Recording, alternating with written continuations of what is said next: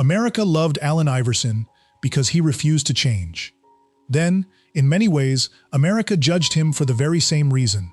He was the answer, the 6-foot storm who crossed over giants, carried Philadelphia on a bruised body, and made every undersized kid believe heart could stand taller than height. But behind the sleeve, the braids, the step-over, and the roar was a man who spent his whole life running, from Hampton, from judgment, from pain, from rooms where no crowd could save him. And now, at 51, the hardest question is no longer whether Allen Iverson could beat the defender in front of him. It is whether the man who crossed over everyone could finally learn to stop. Before we begin, honor Allen Iverson with a like, and subscribe to our channel for more stories of American legends whose deepest battles were fought far from the spotlight. The ball hit the old asphalt in Hampton with a hard, flat sound, the kind of sound that does not echo like a polished arena, but stays close to the ground, close to the shoes, close to the hunger of a boy trying to move before life could trap him.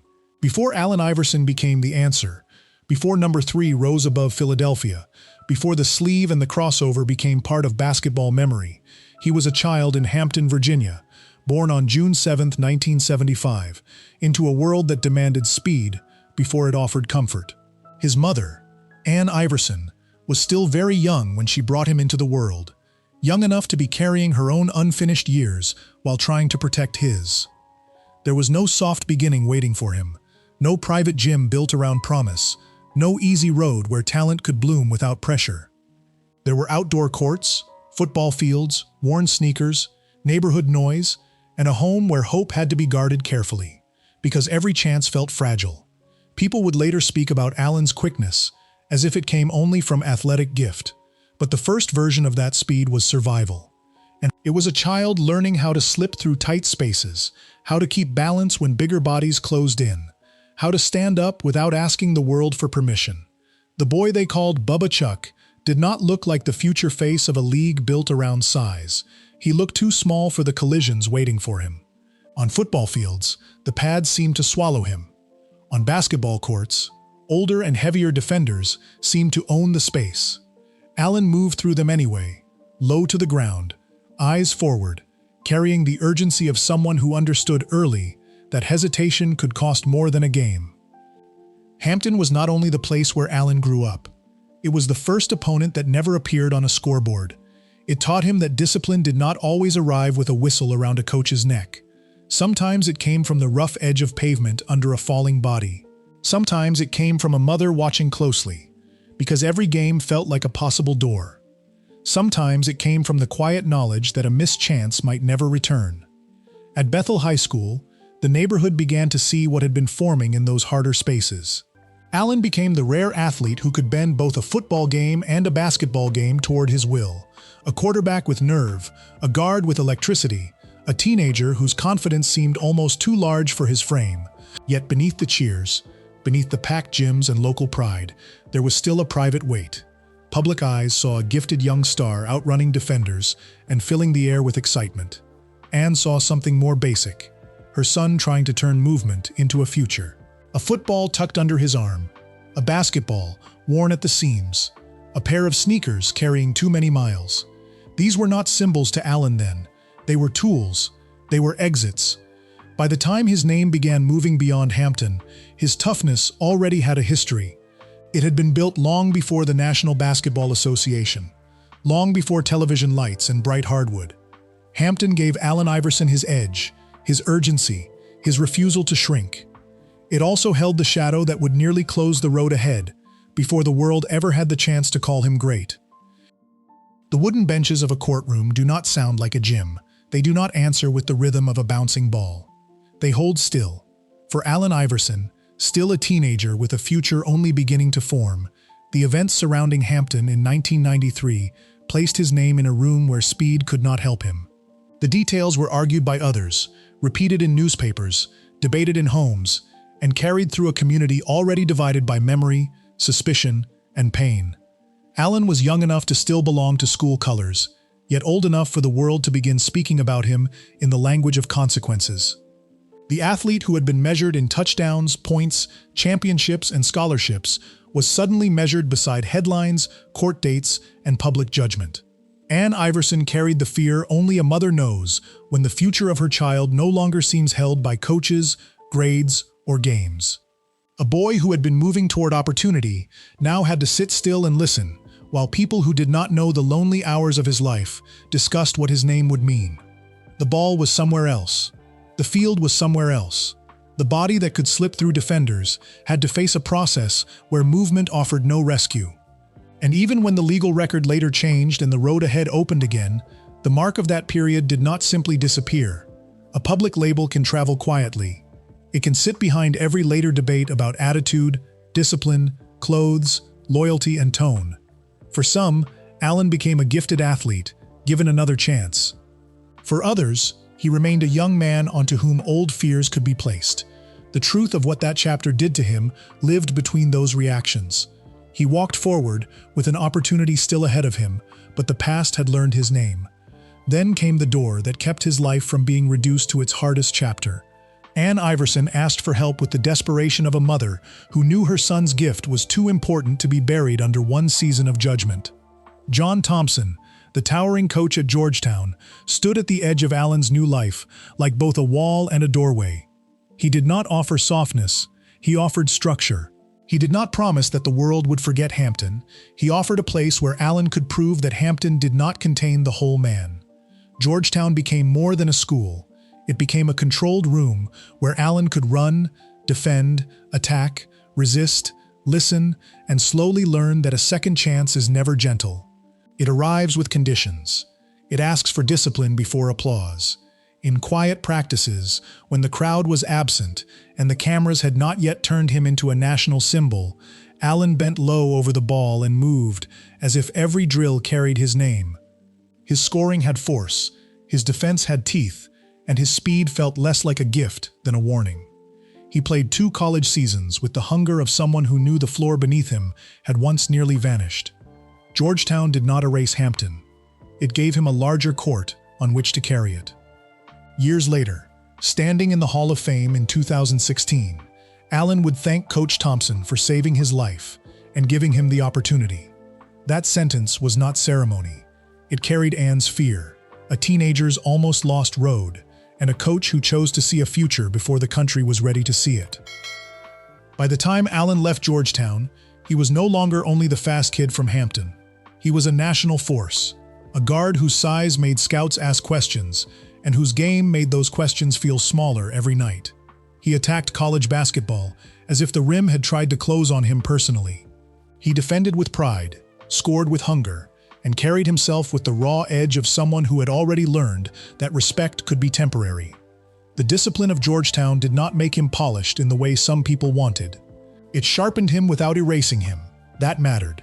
Allen Iverson was not built to become a quiet copy of anyone else. He was built to enter the next level, with the full sound of Hampton still in his walk. The door John Thompson opened did not lead to comfort. It led to Philadelphia, to pressure, to a league that would love his fire and fear his freedom, to a public that would cheer him for refusing to change and later question him for the same refusal. But before all of that, Georgetown gave him the one gift a young man needs when the world has nearly decided the ending for him. It gave him another beginning. When the Philadelphia 76ers selected Allen Iverson with the first pick of the 1996 National Basketball Association draft, the city did more than choose a guard. It accepted a current of electricity that did not ask permission before entering the building. His first locker in Philadelphia held a fresh number 3 jersey and a pair of Reebok questions, still clean before the scuffs, before the sweat, before a generation tied its own identity to the shape of that shoe. Allen stepped into the league, small by old basketball standards and enormous by the force of his presence. He became Rookie of the Year, but the award captured only part of what was happening. He was changing the room, the cornrows, the tattoos, the rhythm of hip-hop, the directness of his voice, the way he dressed, the way he crossed into the lane, without waiting for taller men to approve. In one early moment against Michael Jordan, Allen rocked the ball from one hand to the other and created a memory that still breathes. It was more than a rookie, challenging a legend. It was a young player telling every kid ever measured too quickly that fear did not have to match height. Philadelphia understood that kind of burden. The city did not require him to be smooth. It required him to be real. In Allen Iverson, it found a heart that played bruised, proud, impatient, and alive, as if every night might be the last chance to make the noise mean something. America loved him because he refused to sand down his edges. The league studied him because those edges were changing what a superstar could look like. By 2001, Allen Iverson had become the most valuable player, the scoring champion, the face of a Philadelphia team, built less like a glossy machine and more like a city that knew how to live through contact. The lights in Los Angeles made everything look larger, but Allen walked into Game 1 of the National Basketball Association Finals with the same small frame that had followed him from Hampton to Georgetown to Philadelphia. The Lakers moved through that postseason with the weight of inevitability, and almost no one believed Philadelphia could reach through that wall. Allen kept attacking anyway. 48 points did not look like comfort. They looked like labor. Every jumper, every drive, every sudden change of direction carried the feeling of a man dragging a city behind him through a door almost no one believed would open. The ball came to him because it had to. The pressure came to him because everyone knew he would take it. When overtime arrived, the arena was loud, but there was a strange clarity around Allen. Some athletes become smaller when the moment grows. He seemed to narrow into a sharper flame. Then came the image that traveled farther than the game itself. Tyronn Lue was on the floor. The shot had fallen, and Allen stepped over him with an expression that did not need celebration.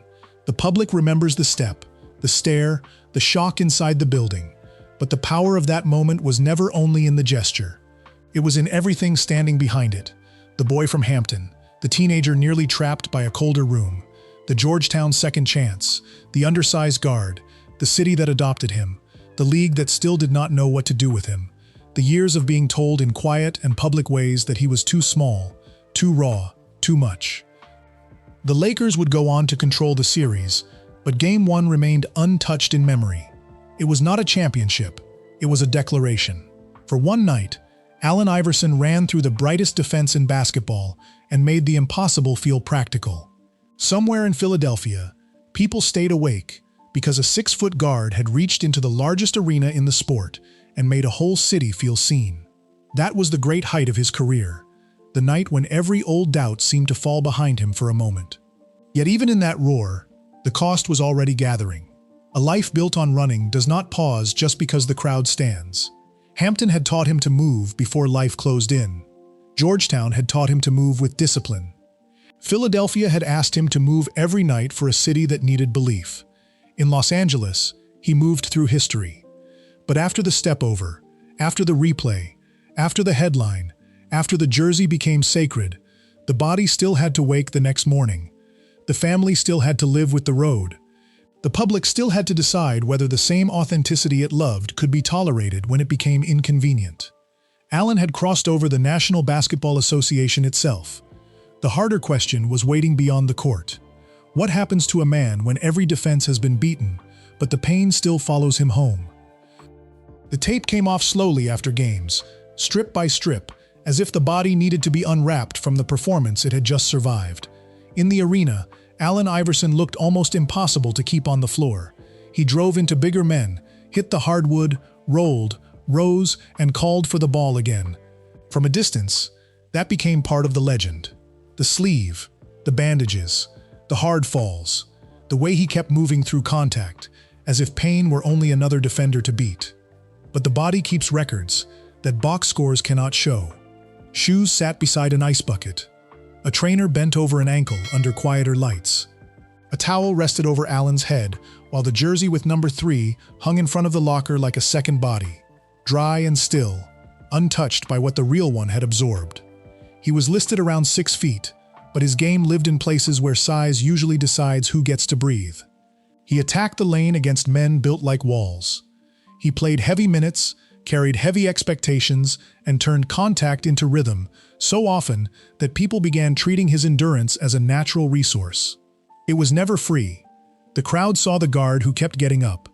The man inside the uniform felt every reason he should have stayed down. A 40-point night could be remembered as magic by fans, and as a slower morning by the body that produced it. There is a particular cruelty in the way toughness is remembered. Fans remember the rise, the made shot, the arm lifted after a fall. The body remembers the first step out of bed. It remembers the joint that answers late, the ankle that asks for patience, the hand briefly placed against a wall before motion returns. For Allen, the loss was never only a missed game or a line on an injury report. It was the slow narrowing of trust between an athlete and the body that had made him famous. The same feet that once cut so sharply across the floor began demanding more time. The same legs that carried him past taller defenders began carrying previous nights into the next morning. Still, he played with a refusal older sports fans understand in their bones. The game rewards the athlete who gives more than comfort allows, then quietly keeps what was given. Allen's public image became bound to survival. The small guard who rose from every hit, the man who made pain look fast. Behind that image were rooms with no camera, machines humming in physical therapy, water bottles left on benches, dull locker room light after midnight, and a player sitting still, because stillness was the only thing his body had not yet been asked to defeat. The scoreboard could freeze a win in place. The body never froze anything. It carried the roar into the quiet. It carried the step over into the morning. For Allen Iverson, the physical price of never backing away became one of the most honest records he ever left behind. A sports bag near the door can tell time better than a clock. In Allen Iverson's world, it often meant another flight, another arena, another night when the city would call his name and the house would have to continue without him for a while longer. Before Philadelphia turned him into the answer, Tawana Turner knew Allen. She knew the young man before the most valuable player trophy, before the roaring introductions, before the cameras waited for his clothes, his words, his mood, and his mistakes. Their story began closer to school years and early promises than celebrity life, and that history gave their relationship a kind of weight fame could never fully understand. By the time they married in 2001, Allen belonged not only to a family, but also to a city, a league, a shoe company, a culture, and a nightly expectation that rarely left space for stillness. At home, there were 5 children: Tiora, Allen II, Isaiah, Messiah, and Dream. To the public, those names could appear in reports or interviews. Inside a family, they were mornings, school years, birthdays, questions, rooms, voices, and moments that could not be measured by applause. A father can be everywhere in America and still be missed in one house. That truth is painful because it does not require blame to be real. The road life of a professional athlete can place pressure on any home, but this part of Allen's story must be told with care. A marriage does not bend for one simple reason. A family does not carry one public explanation. There were schedules, absences, expectations, private disagreements, public attention, and the difficulty of being human, while the world insists on turning a man into a symbol. Tawana was not a character placed beside his legend. She was part of his life before the legend had hardened around him. That made the eventual divorce in 2013 feel heavier than a legal date on paper. Court language can record a separation, but it cannot hold the history of 2 people who knew each other before the world entered the room. It cannot show the complexity of children growing up near both love and distance. It cannot show what a father carries when the same career that gave him a platform also demanded so many nights away from ordinary presence. Allen had spent his life breaking through defenders who stood in front of him. A family asks a different kind of courage. It asks for patience, listening, return, repair, and the ability to stay when no scoreboard rewards the effort. That was a kind of defense no crossover could solve. Even so, this chapter should not be flattened into tragedy. Human relationships are rarely that clean. Years later, reports and public appearances suggested renewed closeness between Allen and Tawana, but the point is not to turn private life into a final trophy. The more respectful truth is quieter. The people who knew Allen before the world loved him remained part of the story he had to face when the lights became softer.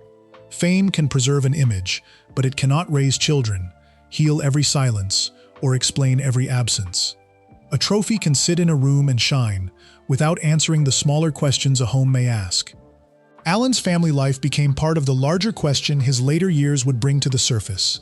After spending a lifetime moving past every obstacle in front of him, could he learn to stop long enough to live with the people and choices that required tenderness more than speed? The answer would not come in one headline.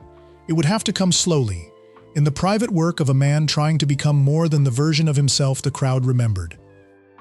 The microphone sat on the table like an object too small to change a life, yet one tired press conference in 2002 would follow Allen Iverson for years. He sat under the lights with a cap on, his voice worn down, his face carrying the strain of a season that had become heavier than basketball. The room wanted answers about practice. The cameras caught the rhythm of his words, the repetition, the frustration, the soundbite that could be replayed forever. What they could not hold as easily was the grief around him, the pressure inside the franchise, the tension between a star player and a coach who believed in order, and the exhaustion of a man whose public image was already being judged before he opened his mouth. The clip became easy to repeat because it sounded simple. His life around it was not simple. Somewhere in America, a television could run that moment again and again, turning pain into comedy, while the rest of the room Allen carried into that press conference disappeared from view. A public moment can become a cage when people prefer the shorter version. Allen had built his career on escaping traps with the ball in his hand. This one did not move. It sat in the culture and waited for him. The same man who could split two defenders at full speed could not outrun a few seconds of recorded exhaustion. The misunderstanding did not end at the microphone. It followed him into the tunnel, into the clothes people studied, into the cornrows, the tattoos, the jewelry, the hip-hop identity he never treated as a costume.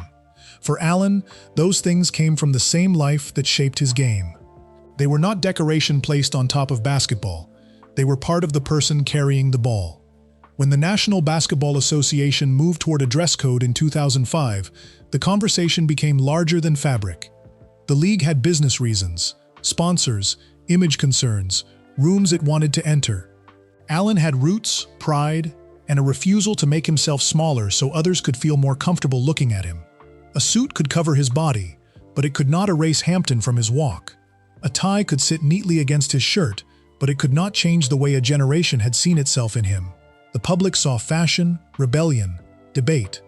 Privately, there was the duller ache of being told, directly or indirectly, that the version of yourself that made people love you was also the version they wanted controlled.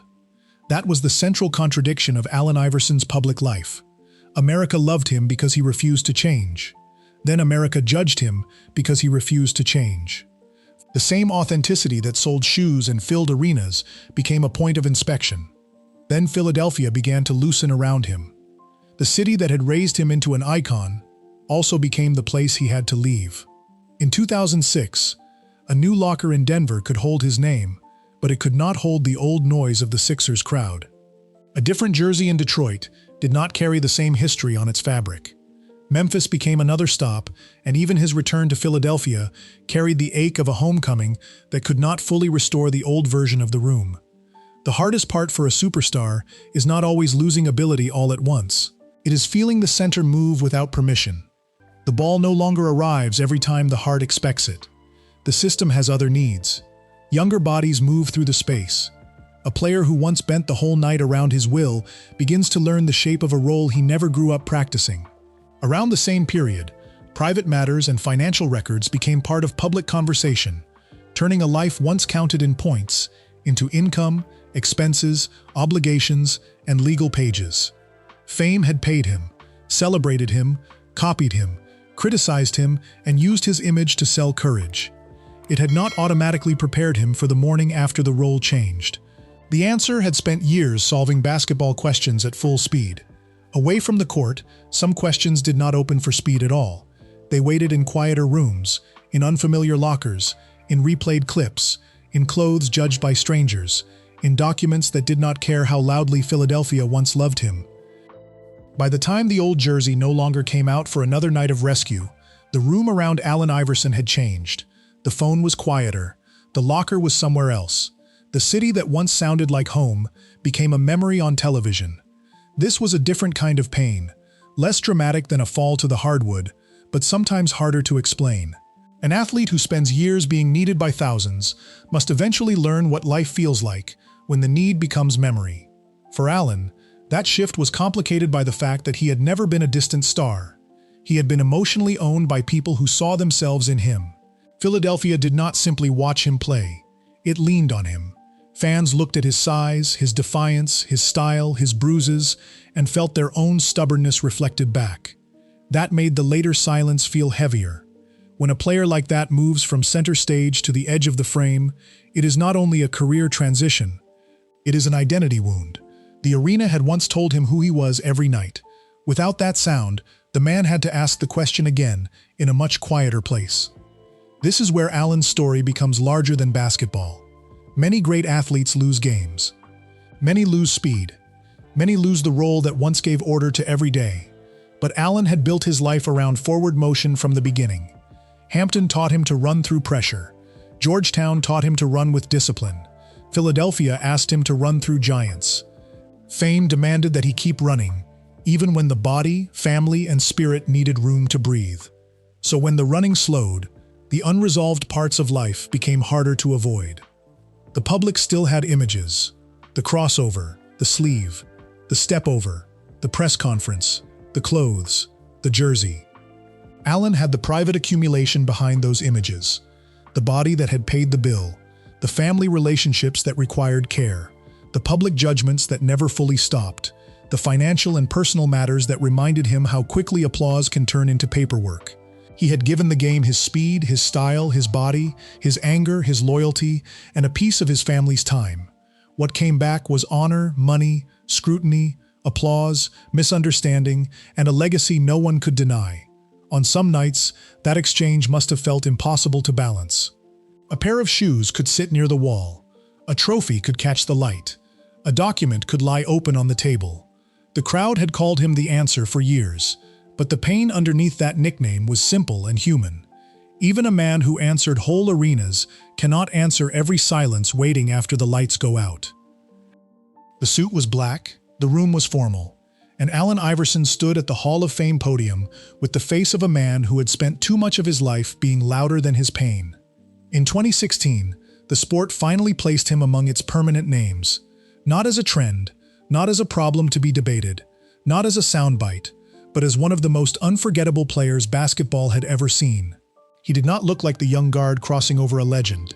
He did not look like the exhausted man under press conference lights.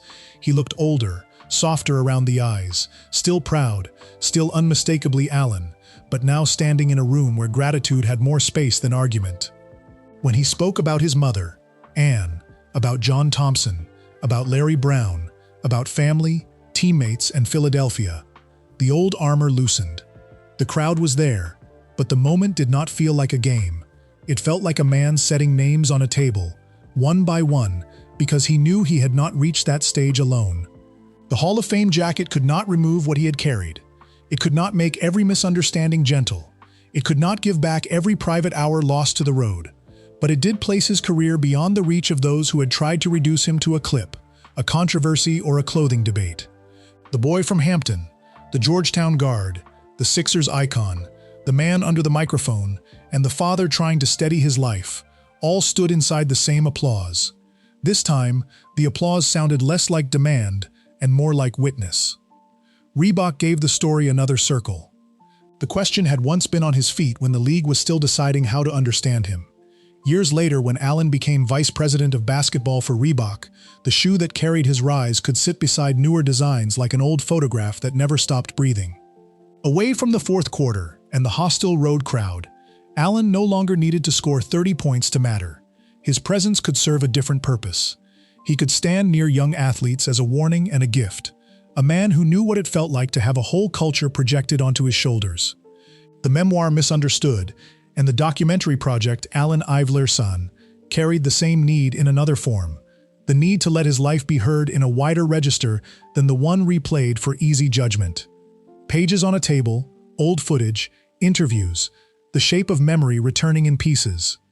For a man whose image had often been seized by others, telling the story himself was not a clean rescue. It was a slower act of reclaiming. He still had to live beside the parts that hurt. He still had to carry the choices, the pride, the pain, the misunderstandings, the people he loved, and the rooms where he had once felt alone. But now, the story was not only being told about him. More and more, it was being told through him. That kind of return matters because Allen Iverson was never only a basketball player. He was a cultural turning point. He forced the sport to face a version of greatness it could not fully control. He made style harder to separate from truth. He made smallness look dangerous. He made pain visible without asking for pity. He gave older fans the memory of a man who played every possession as if dignity were on the line. He gave younger fans permission to believe that being different did not mean being less. Yet reclamation also requires humility. To reclaim a story is to admit that the story has wounds. It means looking back at Hampton without letting it own the ending. It means honoring Georgetown without forgetting why the second chance was needed. It means celebrating Philadelphia without pretending the love was always easy. It means remembering the step over without allowing one image to swallow the whole man. In those later years, Allen began standing not as the untouched hero some fans wanted, and not as the broken figure others preferred, but as a man still shaped by the game and no longer owned entirely by it. The loudest years had made him famous. The quieter years began asking him to become honest. The sculpture in Camden is not large enough to contain Allen Iverson, and maybe that is why it feels right. It stands with the modest stillness of a marker, a small figure honoring a man whose presence once filled arenas far beyond his size. On April 12, 2024, outside the Philadelphia 76ers practice facility, the franchise that once rode his heartbeat into history placed him among its permanent memories on Legends Walk. The number 3 had already risen above the court, no longer needing a body inside it to make people stand. The old Reebok questions could rest beneath that jersey like artifacts from a storm that passed through American sports and left the floor changed. Allen looked at the tribute and said it was an honor, that it did not even seem real. The sentence felt smaller than the career, and that made it hurt in the right way. A man who once made entire arenas bend toward him stood before metal, memory, family, former teammates, and the city that had never stopped seeing him as its own. Allen Iverson, now 51, is no longer the boy from Hampton trying to outrun the limits around him. He is no longer the most valuable player carrying Philadelphia through every possession. He is no longer required to rescue a season by driving into giants while a city holds its breath. The strange work now is smaller and harder to film. Living after the role that once explained him has gone quiet. In the later years, the most meaningful change is not always the one with a camera in front of it. In 2025, Allen spoke publicly about sobriety and said that one of the best decisions he ever made was to stop drinking. The power of that line was not in spectacle. It was in its plainness. No buzzer sounded for that decision. No defender fell backward. No arena rose to its feet. There was no step over. No trophy, no chant rolling down from the rafters. There was only a man naming a private choice that made his days different. For Allen Iverson, that may be one of the deepest turns in the whole story. His life had taught him to move, react, attack, answer, and survive. Sobriety asked for the opposite kind of courage. It asked him to stop, to sit with himself, to face the quiet without turning it into motion, to accept that some battles cannot be won by speed, pride, or defiance. That is why this chapter belongs near the heart of the ending. The man who crossed over everyone finally began learning how to live with what could not be crossed over: the body, the past, the family rooms, the misunderstood years, the memories that do not disappear just because the crowd once loved him. If Allen Iverson ever made you believe that heart could stand taller than height, leave a few words for him below. Not only for the crossover, not only for the finals, not only for the step over, the sleeve, the braids, or the jersey hanging above Philadelphia.